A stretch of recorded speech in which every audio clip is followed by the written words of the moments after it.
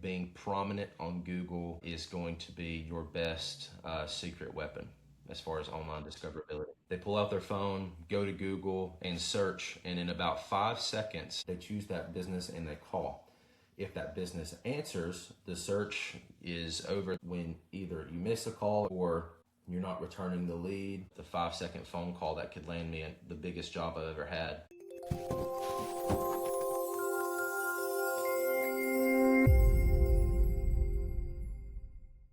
Good morning, and thank you for joining us on No Excuses podcast with Deanna Parrish. Today I have my guest speaker as Mason Sanders. He is the founder of Tier 1 Marketing, a digital marketing agency in Jasper that helps businesses and professionals get found first and chosen first online. He specializes in local SEO, Google business profiles, paid ads, streaming TV ads, and AI-powered automation. A faith-driven entrepreneur, Mason builds his business on Christian values and the belief that serving people well is the real measure of success. He lives in Walker County with his wife, Brianna. His mission is simple: first in class, first in results. Thank you for joining us here today, Mason. Yes, ma'am. Thank you, Deanna, for having me. I like your measure of success. That's what I believe in as well. That's why we named this No Excuses. I wanted to name it Whatever It Takes, and they wouldn't let me do that. And my husband didn't really like that one either, so there we are. Well, he liked it. Title. He liked it, and then he said, well, some people will take that wrong. Anyway, all right, let's just get started since I've held you up, and I apologize again for that. I'm great at what I do, so why do customers keep going online to my competitor instead of me? So I hear this continually over and over and over again every single week with my new clients that I onboard. And the answer is really hard to hear, but it's a super, super simple fix. The best business doesn't always win. The most visible business always wins. And so here's what's actually happening. Your future or potential customer has an issue. Say their AC dies, their windshield cracks, their crawl space floods, or they need to buy a property. They pull out their phone, go to Google, and search, and in about 5 seconds, they have a map come up with 3 different businesses on it. And they pick the business with, number 1, the most reviews, number 2, real photos, and number 3, the business that looks the most alive. And then they choose that business and they call. If that business answers, the search is over. They found whoever they want to help them, and they've never even scrolled far enough to potentially find your business. So it's never necessarily online about your skill. Your skill never really even got a chance to compete, and you lost the job before the customer ever knew that you existed. So the fix isn't necessarily becoming better at what you do. You're already there. And so the fix is making sure that when someone in your area searches for a problem that you can solve, that you're the first person or the first business that shows up. And so I'd say this all the time to my customers or my clients or potential clients. Visibility isn't vanity. It's the front door of your business. And most local business owners, unfortunately, have it locked. I don't have a huge budget. What should I focus on first to get found online? So one thing that is pretty much the top of the list as far as low budget or local business is your Google business profile. It's free, and it's the single highest leverage asset that a local business can own. And so say someone takes out their phone and they search roofer near me or construction company, Jasper, Alabama. Google will show them a map with 3 businesses, like I was saying earlier, before it shows a single website. You have your 3 map pack up here, and then all of your business websites below that. And so the map pack is where local business decisions happen. And that's the part that should excite every underdog in the area, anybody that's just starting out, or any local business that's listening that has lost hope. You don't need to outspend anybody to win it. You just need to outcare them. So here's a few steps that I give my clients or anybody that's listening. Number one, claim the profile. If you go on there, you see your competitors have a Google Business Profile, you want to either claim it or create one. You want to fill out every section to the fullest extent with the greatest detail that you possibly can.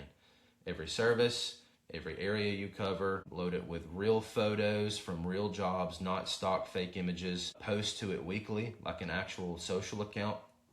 A lot of local business owners, a lot of business owners in general, don't know that you can post to Google like you can another social media platform. And then you can have people ask questions on there, answer the questions, respond to every review, whether it be good or whether it be bad. Most competitors in the area do not do any of that. They just set it and forget it. They claimed or created their Google Business Profile 5 years ago and walked away pretty much. And so that is a free money grab, if you will, for local businesses wanting to market their business without having to spend a ton of money. Right. I get that. And I do that, and I stay on people about that. Like my broker, he doesn't do the very best at that. And we have a social media guy. But I said, you know what? It's really bad when they're going to me to find our address, and they needed it to meet for a meeting with you. And they looked at me and said, what? Well, partially because the city of Jasper, and they started it with the post office. So I won't blame it all on the city powers. But our streets are numbered, forgive my French, ass backwards. Yeah. And that's why Google can't find things. When Google first rode through here and mapped everything off, it was correct, but they didn't have I-22 showing up. And then now they've gone back through and numbered it backwards. I guess they got in the head of the person from the post office that numbered us backwards, and it's messed them up, and they haven't been able to fix it now in, I know, 5 years. But the problem with us is we have an address that's on the side of the building, and there's no entrance. On my page, I put the front door. And so we have people ride around, and we're in an old up bank building, so they'd go through the drive-through. I'm like, really? You thought you're gonna drive through and sign your contract? Just because we're in a bank doesn't mean that's how we do it. Right.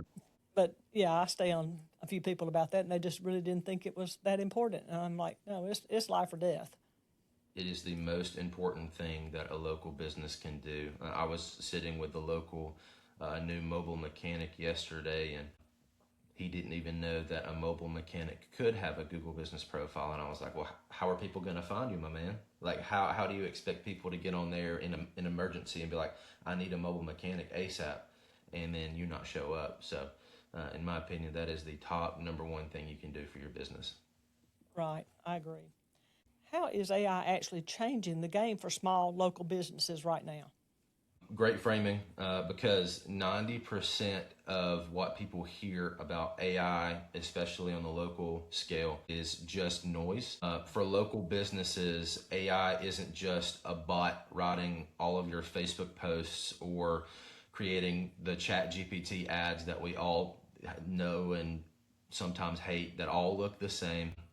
It's supposed to be a bot that responds to your Facebook comments, your Facebook inquiries, your website contact forms, and respond instantly. It asks the qualifying questions to see if they would even be a good potential customer or a client, like where are you located, what's going on, when do you need the service, and it books the appointment with zero human interaction. Not only that, it can follow up with the lead to see, hey, why did you go quiet? Why did you ghost me? Or, hey, you haven't texted me in 4 days, let me respond. And so I think that none of this replaces the business owner.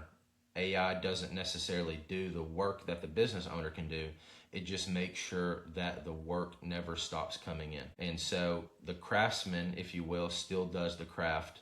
The AI just guarantees that no customer ever hits a dead connection, if you will, when trying to hire said business. And so only 5 years ago, very, very short amount of time, only companies with call centers could deliver that kind of experience with that direct connection right after, hey, we missed a call from you, how can we help?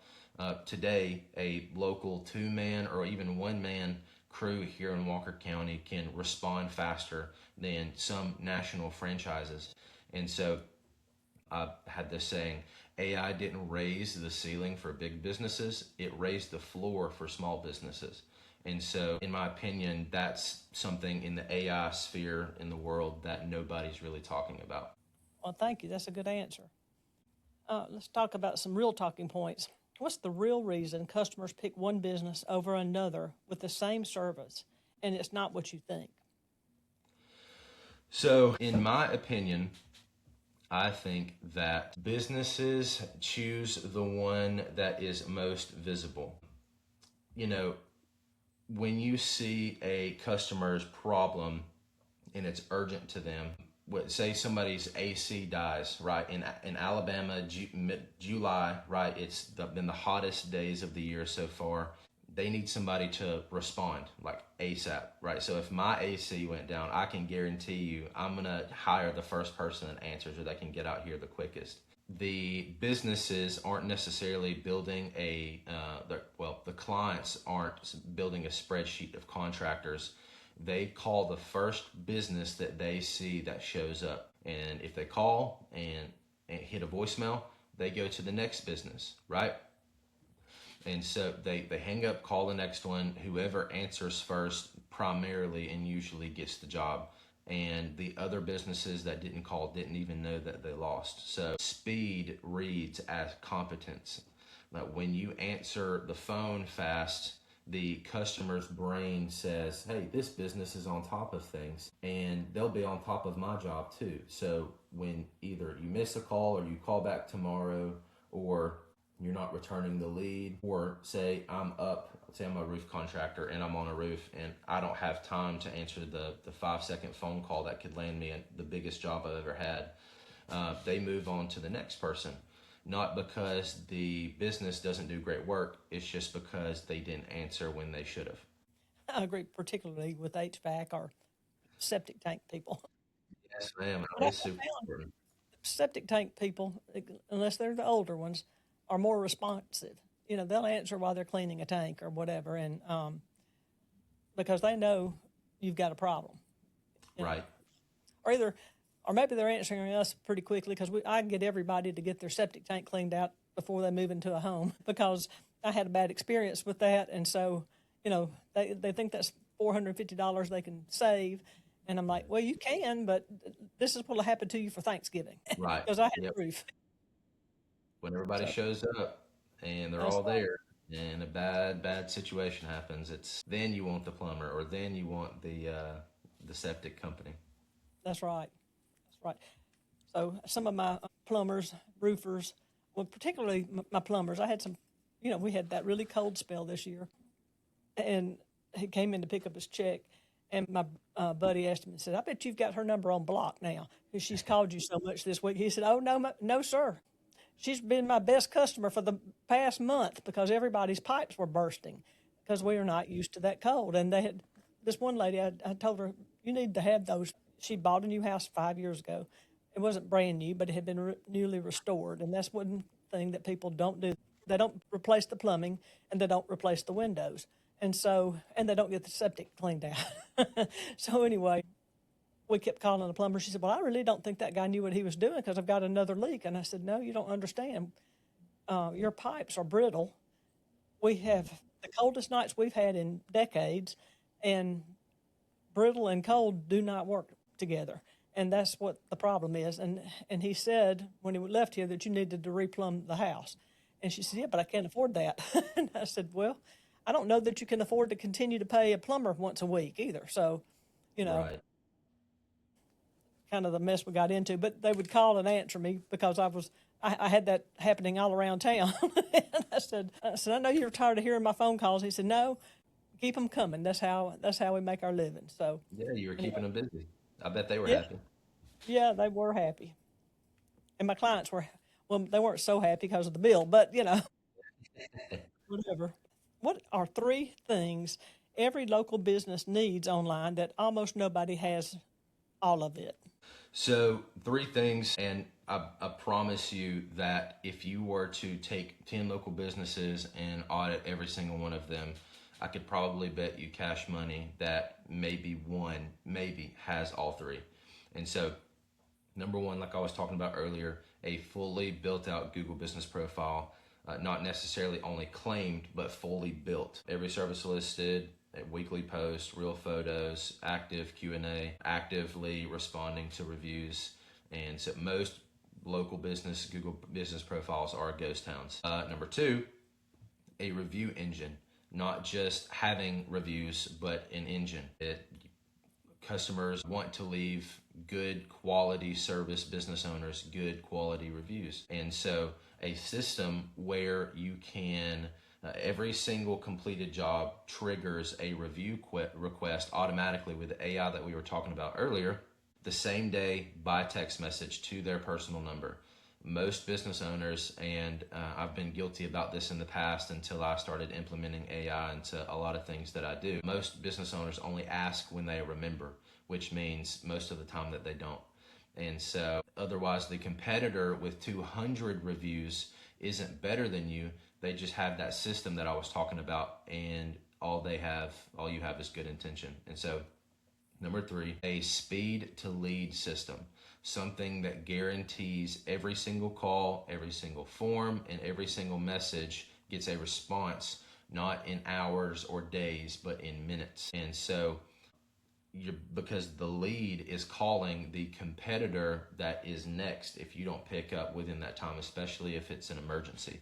And so here's the truth in all of that. None of these things are expensive. They're not budget problems. They're system problems. And so the business that turns all of these things on, turns them into system, will quietly, slowly but surely, but quietly take over its market when everybody else just stays stagnant in where they're at. So out of that, I have two questions. One of them is a comment. The reason I don't have more reviews is because I'm one of those that if I like someone's service, I'm going to go on and review them. They don't have to ask for it, and I don't like to ask for it. You know, I mean, I've just taken $5,000 to $15,000 out of your pocket with that sale, so I don't really. Well, and maybe 1,500 only at the sale, depending on what you've sold. But anyway, I don't want to ask them for something that they think that. But I agree. I think people want to give you a review. But anyway, and then I've asked for reviews from people when I first got in the business, and they gladly helped me. But then they went to some engines like I will never use Yelp again because I had a client who was a CEO of a major mining company in this town. Yelp didn't recognize him because he was not on Yelp. He put a gorgeous review down for me because I sold his mother's home in 20 acres in record time and got her more than she ever thought she would get out of the home and the land. And so he wrote a glowing review, and Yelp wouldn't post it. So now it's come to my attention that maybe instead of putting it on Zillow or putting it on Realtor, I should just put it on Google and let it pull from there. Would that be right? Yes, ma'am. I would agree. Yelp is it's become more of a pay to win service. You have to pay for literally everything. It's not like a Google business profile where you can, customize your logo, you can edit your bio and ask for reviews without it costing. And so Yelp, I don't know how long this has been a thing, but you have to pay a subscription to edit your logo or to change your logo, to change your bio, to add more pictures on there, to get more than a certain amount of reviews on there. And so Google will never, in my opinion, at least for the near future, will never be not the top dog that people will go to besides AI. And I will say Yelp and Google both, when you leave good quality reviews on there and when you're paying for all the things on Yelp, they do help. Yelp is one of the main sources for a lot of your smart speakers, and so they'll pull data from there to recommend clients. And so Google recently has switched a lot of their search functions to AI search. And so what's becoming now more increasingly important is showing up on AI, but that means you also have to have a good Google business profile, and having those good quality reviews, like you were saying, most definitely helps. Well, do you think that Yelp is more a younger demographic? That's probably why my guy wasn't on. I mean, he said he had never even heard of it. and he was in his 60s. So I think that's why they didn't recognize him. But I'm like, it shouldn't be whether you recognize him or not. No, I think Yelp is more of like a late millennial and on. Uh-huh. And I think there's a cutoff point. And so anything below millennial, you're either going to be, at least from the research that I've done, and my generation. I'm only 24, and so I'm Gen Z. My generation primarily uses Google, ChatGPT, and now something called Claude. People use a lot of AI platforms for search, and so there's going to be a lot of things change here in the near future with that. Yes. And so I think being prominent on Google is going to be your best secret weapon as far as online discoverability. Funny about AI. So I like Grok.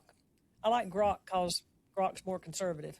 Right. And and always gives me the answers I want. Okay, so I asked Google's AI. No, I went to ChatGPT and said it was during the Super Bowl or the Super Bowl playoffs. Okay, so Pittsburgh was playing and had won, and I don't even remember who they were playing at the time. But anyway, my husband said they said War Eagle at the end of that. I said, no, you're crazy. He said, yeah, they said War Eagle. I said, well, that doesn't make sense because their coach didn't go to Auburn. I don't, unless he's got kids there, I don't think he's an Auburn fan. You know, that's, I think you're wrong. You must have heard that wrong. He said, no, I heard it. And I said, okay. So I asked ChatGPT, and they could have just slapped me. You know, that's everything they reviewed back was like, bitch, you're stupid. You know, that's not in Auburn. That's in Pennsylvania. And they, Right. the whole time they just berated me. And I'm like, yeah, thanks. And so Yeah. then I went to Grok and I said, my husband heard this at the end. Where did that come from? You know, and Grok came back with an answer. I can understand how he heard War Eagle. He said, what they said was warriors. And in a crowd with all the background noise, that could come out like War Eagle. I'm like, I'm in love with Grok. You're my new best friend. You know? And so then I went back to Chat GPT and said, you want to claim that you're right all the time, and you tried to slap me a while ago with this answer. So here you go. You were wrong. And you were wrong again because I went to Grok, and this is what they said. And then they came back and they said, oh. So it Yeah, was kind of funny. AI, a lot of people that use AI doesn't know that it does things called hallucinations. And Oh, so it will just create something that is not even real and then give you the answer like it's perfect, like it knows that it's correct, and almost kind of gaslights you into thinking, hey, I know, everything. But, yeah, you're super you always have to instructive. be careful and verify everything that AI will tell you for now because AI is not perfect. Yeah, yeah. Well, Grok's closer to it than ChatGPT, in my I opinion, love Grok. I love Grok. just because of that answer. I mean, well, I can see how you got that, and then but that is in Pennsylvania and whatever. And I went back to Grok and I said, you gave me the right answer. And I appreciate that because you were kind and gentle. So, and I'm old and I don't need to be bitch slapped by GPT. They're good at that too. They'll tell you when you're wrong. Yeah, yeah, they will. All right, let's see. Why are businesses that answer first wins and how to make sure that it's always you, even at 2 a.m.? How can you answer at 2 a.m.? Have an answering bot or whatever? Yes, ma'am. So this is where technology has finally sided with the underdog or the little guy, if you will. You don't have to hire a $20 an hour receptionist that answers calls. You build a system that never sleeps. And so here's what this looks like in practice, if you will. So say a call comes in at 2 a.m., right? Or honestly, 2 p.m. When you're under a house or you're on a roof or wherever you are, and you can't answer at the moment, whether you're asleep or you're busy, right? Within seconds, that caller gets a text saying, hey, this is Mason's team. Sorry we missed you. How can we help? And a conversation is started with a record, right?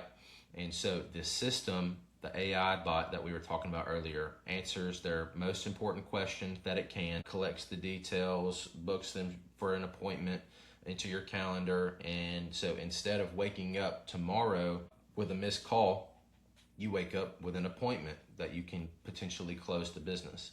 And so that's just one automation. It's called missed call text back.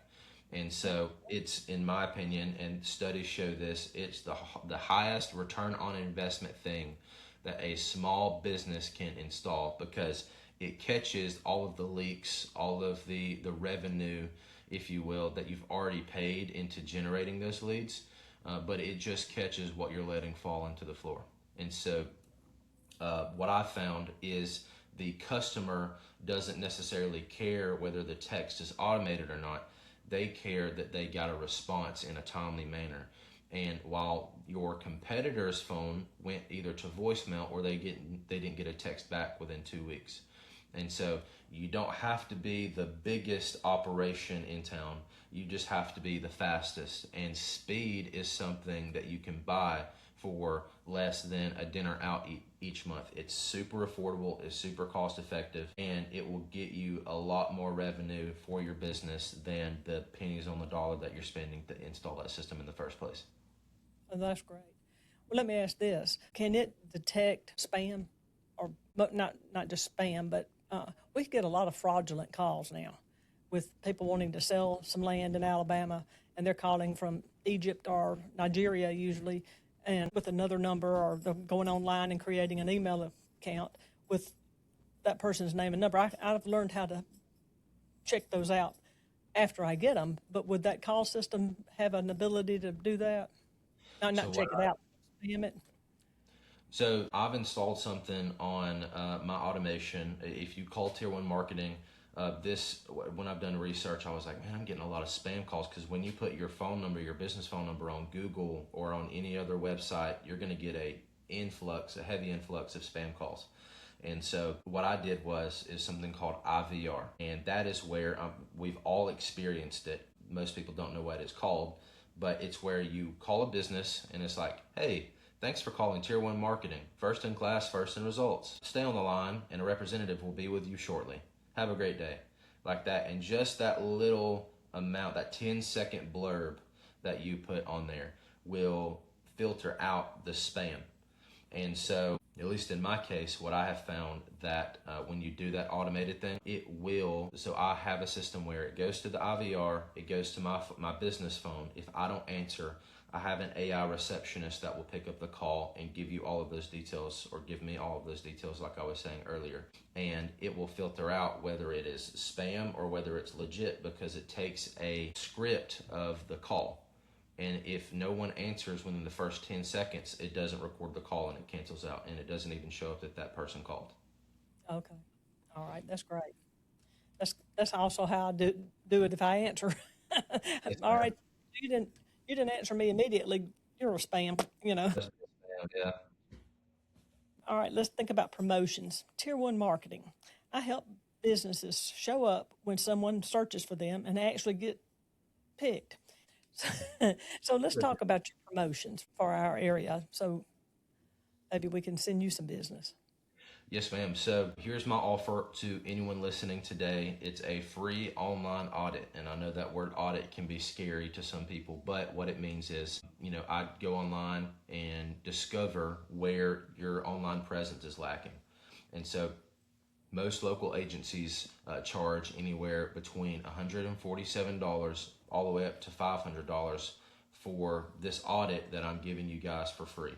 This is something that you can go on my website and do yourself, tier1marketing.net, and you go to free audit in the top right corner, you plug in your business information, and then within 3 minutes, you'll get a PDF form on the website that will give you all of these metrics.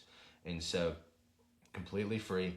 I'll look at where you land on Google when someone searches in your area for your business, how your reviews compare to your competitors down the street, whether your online profile makes people want to scroll past you or click on you, and where you're losing customers without even knowing it. So in layman's terms, you'll walk away understanding exactly why you're not showing up and what to do about it. It's no pressure. I'm not going to try to sell you on anything. This is something that you can have completely for free. All you have to do is either call my number, Tier 1 Marketing, my business number, or go to tier1marketing.net and do the free online business audit for yourself. Okay, that's wonderful. I'll check that out today. Yes, ma'am. I appreciate you so much. And I want you to check out somebody. This is not a free plug, but I'm going to do it anyway because I have a daughter that's in marketing. Actually, I have two daughters that are in marketing, and so they don't ever have time to help their mom. My youngest does some of the craziest stuff, and she was with Lee in Wrangler Jeans. She was with Jax at one point. Now she's in, you might know her, it's Juju Hallman. That name sounds familiar. Juliana Hallman. But anyway, she's now with Birmingham Gastro. If you check out her Instagram account, you'll see her making doctors make fools of themselves. But they're, she's just trying to make them look alive or human, yes, I should say. That's not a real pleasant discussion with people anyway. So she's made a joke out of poop, and you might get a laugh out of that. So what was her name again? It's Juju Hallman on Instagram, or it's Juliana on Facebook, Juliana Hallman, or either you can check under Birmingham Gastro. Yes, ma'am. So, I'll check her out. Yeah, she posted some yesterday. She did some rage baiting questions for all of the doctors. So that was pretty fun because I hadn't seen any of them laugh except when I went in one day for some surgery and had just met a man that one of the doctors that she had worked for all through college. She went to Sanford and she babysat. So she was like part of their family for 15 years and I'd never met him, So when about the time they sedate me and all, I said, I'm glad that we finally get to meet. I'm just sorry you had to see my butt first. That's right. He was like, oh my God, this is going on live. They were recording. She'd already asked me, Mom, can I record this? Because I want to show him at work. And so, yeah, the drugs made me do crazy things. But anyway. They will. Anyway, thank you so much for making time for me today. And if you come to downtown, come stop by our office. And I'll go online and let you check out my accounts, and maybe we can do some work together. Yes, ma'am. I'd love to. And I hope that this podcast will bring you some business. It may be a week or two before we get it online, but they're trying to get me to have 6 ahead, and I think we are there before this one, but I had some that had bad audio. So anyway, thank you for coming online, spending your time with me, and I hope to meet you in person soon. Yes, ma'am, I will. Thank you for having me on, Miss Deanna. Thanks for spending some time with me today. This is No Excuses with Deanna Parrish. Be sure to tune in to the next episode for more real estate insights right here in Jasper and across Alabama.